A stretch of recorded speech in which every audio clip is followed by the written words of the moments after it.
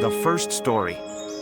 The deceitful farmer. It is said that a deceitful farmer sold the water well in his land to his neighbor for a large amount of money.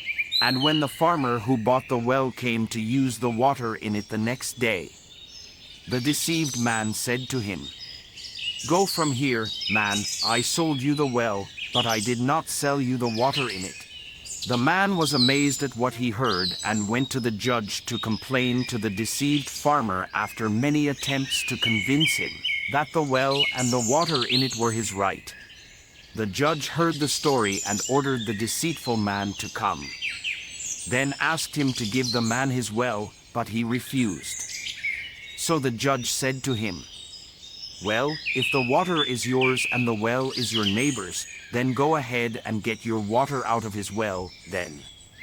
The deceitful man has gone mad and knows that deceit does not harm anyone but its owner. The second story. The golden hen. It is said that a farmer and his wife had a beautiful golden chicken on their farm. And this chicken laid a golden egg every day, which they sold and met their needs. Until one day this farmer thought of slaughtering the chicken to extract the golden eggs in her stomach, which he sells and through which he gets a lot from the money. The farmer told his wife what he intended, and she tried to advise him not to do so, but he did not accept. The farmer prepared the knife and cut open the stomach of the chicken to get the golden eggs he had imagined, and found nothing but the viscera.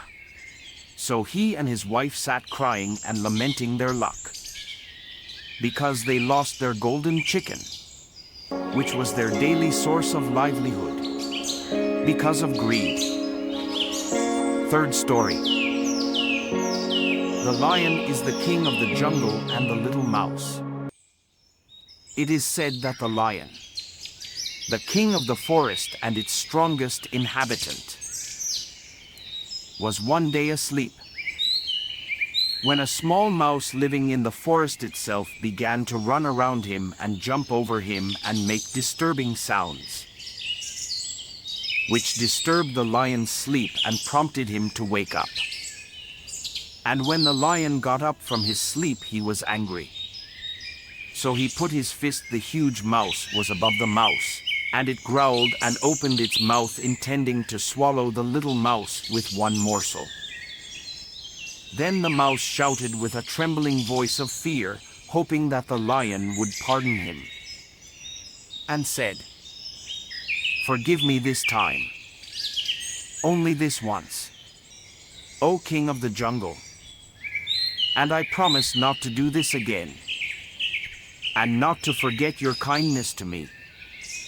And likewise, gentle lion, who knows? Perhaps I can return this favor to you one day." The lion laughed at the mouse's words and asked with a laugh, "What favor can a small mouse like you do to a great lion like me?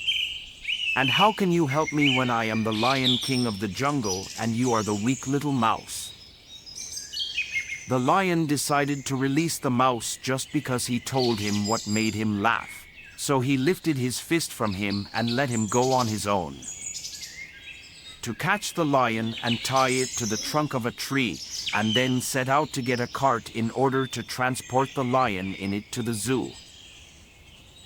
And when the hunters were absent looking for the cart, the little mouse passed by the tree to which the lion was tied, to see the lion in an unenviable predicament.